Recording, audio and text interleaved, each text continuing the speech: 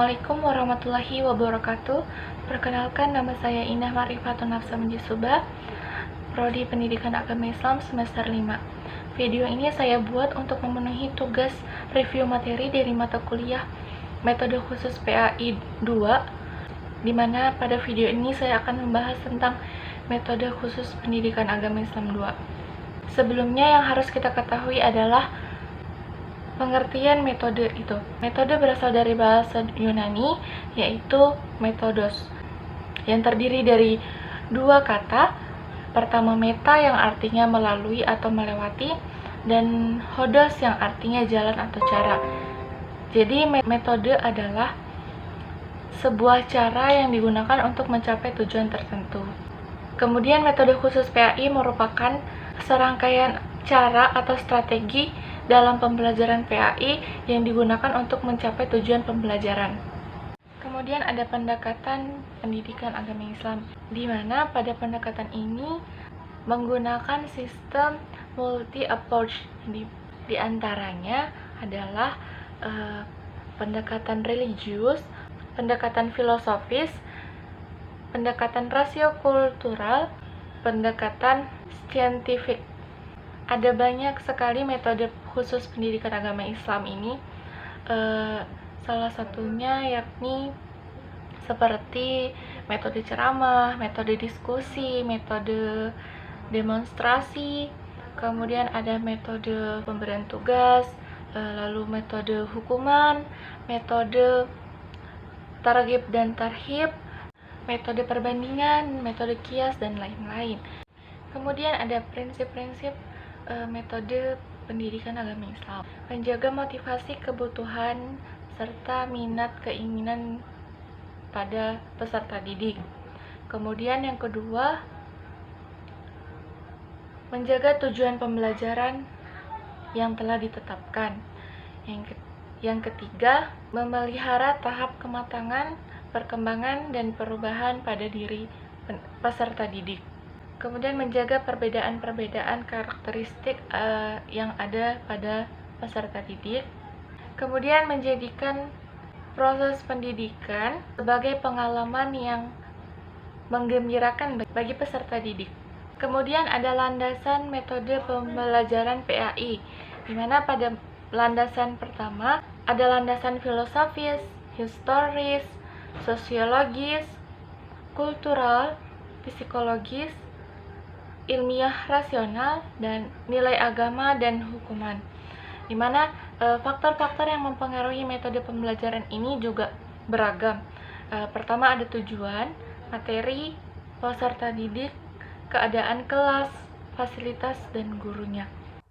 Keberhasilan penggunaan suatu metode merupakan keberhasilan proses pembelajaran yang pada akhirnya berfungsi sebagai determinasi kualitas pendidikan.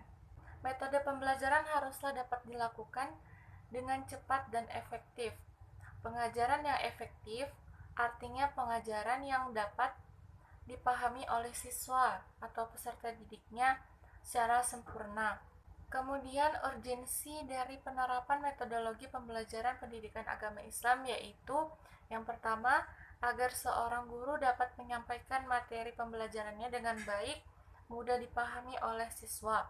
Kemudian yang kedua, dengan adanya berbagai macam metode ini, guru dapat menggunakan metode tertentu yang lebih tepat sesuai dengan materi yang diajarkannya. Kemudian, mendidik dapat lebih menekankan pada segi tujuan afektif dibandingkan dengan tujuan kognitifnya, dan menjadikan peranan guru lebih bersifat mendidik daripada mengajar. Kemudian mempermudah pendidik dalam mentransfer pengetahuan agama Islam, sekaligus menumbuhkan komitmen pada siswa untuk mengamalkan serta menghindari kesalahpahaman dalam memahami Islam. Kemudian penerapan metode pembelajaran PAI di SD. Nah, di SD ini bisa diterapkan metode yang diterapkan itu bisa beragam ya.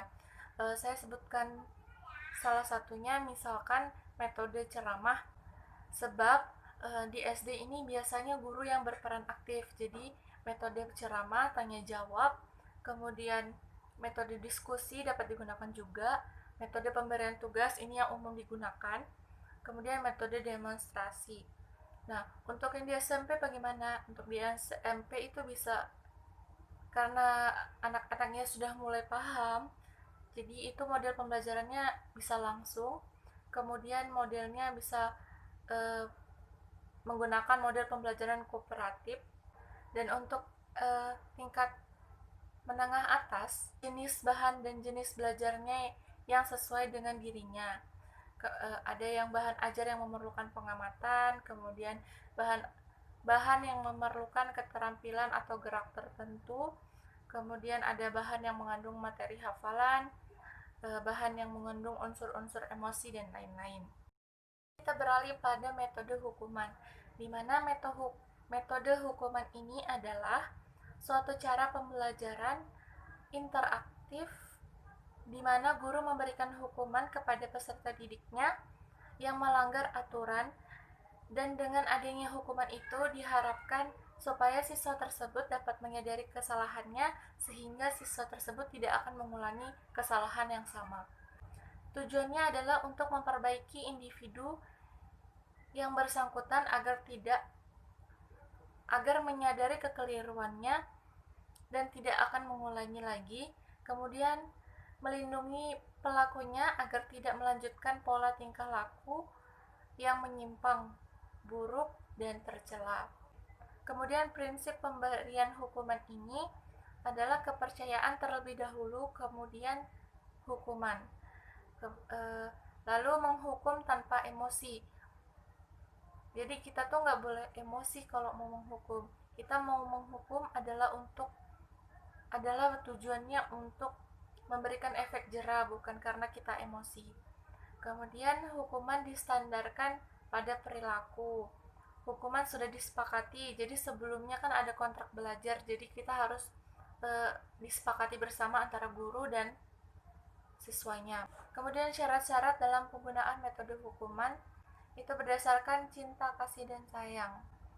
Jadi metode ini adalah metode yang paling terakhir atau metode terburuk daripada metode-metode yang ada.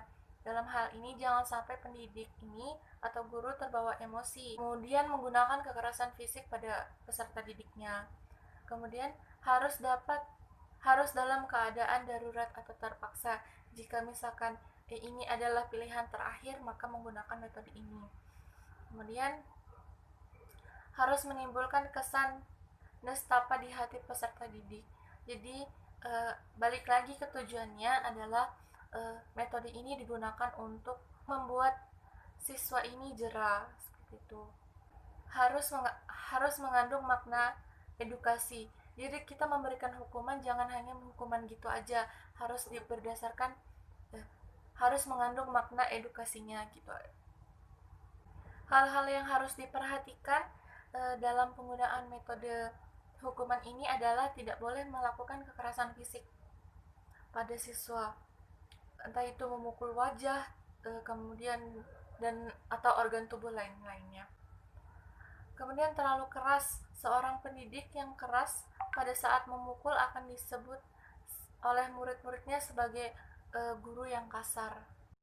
Kita berlanjut pada metode targhib dan tarhib, di mana metode targhib ini adalah strategi atau cara untuk meyakinkan seseorang terhadap kebenaran Allah melalui janji-janjinya, disertai dengan rayuan-rayuan dan bujukan untuk melakukan suatu amal ibadah.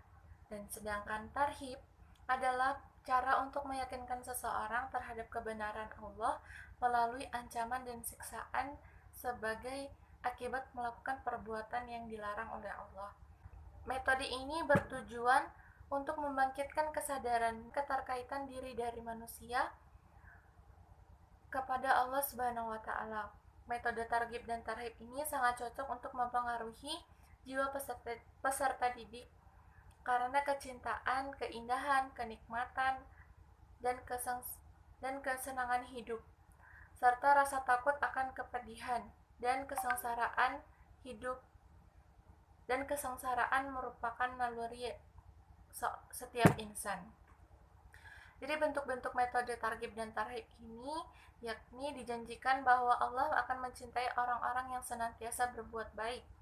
Kemudian dijanjikan memperoleh kebahagiaan dunia, dijanjikan pula untuk mendapatkan kenikmatan langsung dirasakan di dunia dan di akhirat.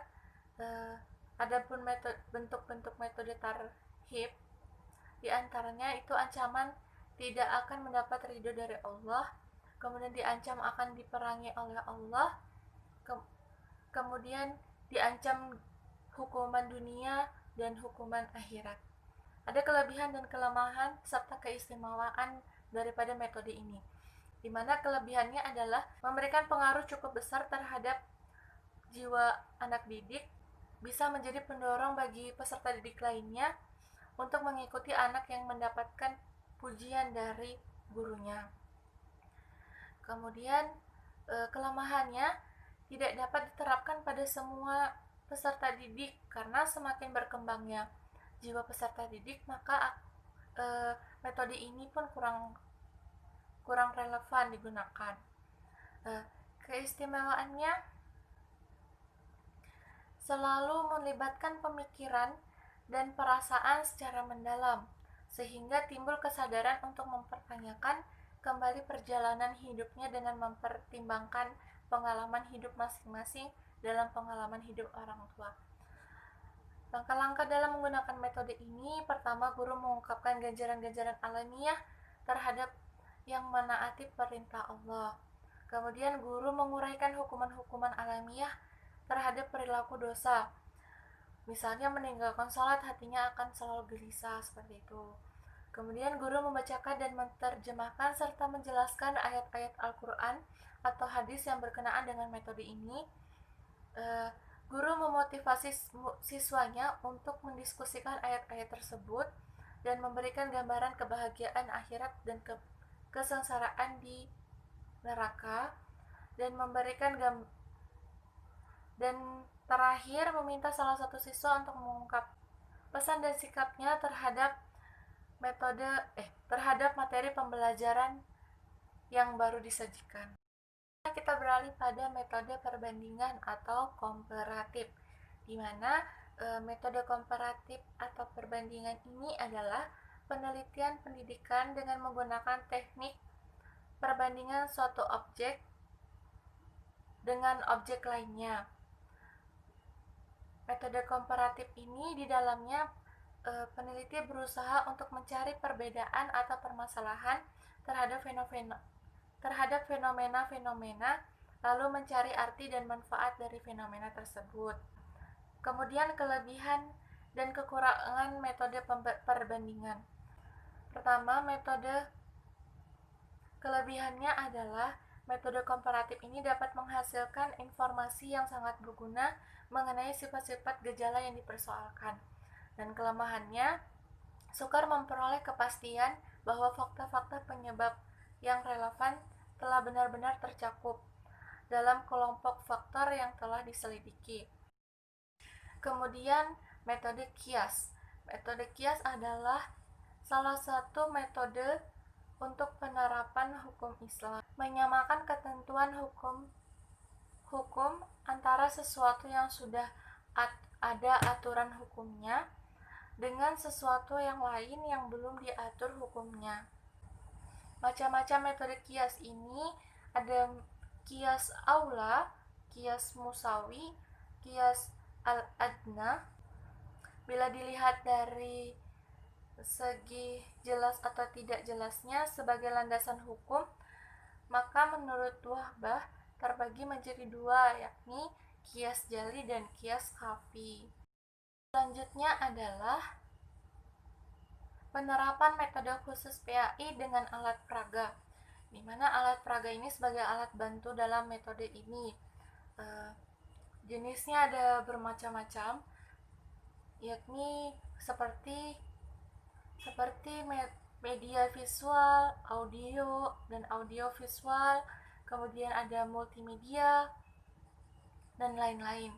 Misalkan kita menggunakan metode mind map, di mana kita harus menyesuaikan jenis-jenis alat peraganya.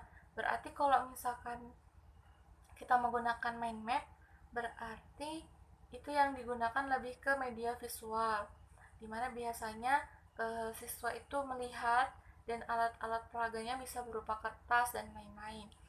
Kelebihan daripada alat peraga ini menumbuhkan minat belajar siswa karena pelajaran menjadi lebih menarik, kemudian memperjelas makna bahan pelajaran hingga siswa lebih mudah memahaminya. Kemudian kekurangannya yakni mengajar dengan menggunakan alat peraga ini lebih banyak waktu yang digunakannya, perlu kesediaan korban secara material.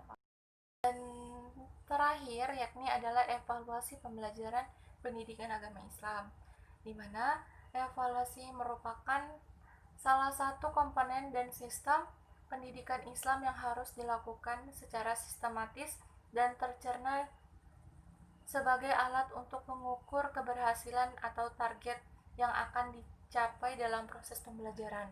Tujuannya adalah mengetahui kadar atau ukuran pemahaman peserta didik terhadap materi pembelajaran.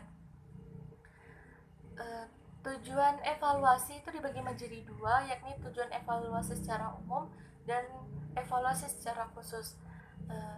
Fungsi evaluasi adalah membantu peserta didik agar ia dapat mengubah dan mengembangkan tingkah lakunya secara sadar, serta memberikan bantuan kepadanya cara meraih suatu kepuasan bila berbuat sebagaimana mestinya. Evaluasi dalam pendidikan Islam berfungsi sebagai umpan balik atau feedback dan berfungsi sebagai evaluasi secara menyeluruh. Terima kasih. Itu tadi video dari saya. Kurang lebihnya saya mohon maaf. Wabillahi taufiq wal hidayah. Wassalamualaikum warahmatullahi wabarakatuh. Dadah.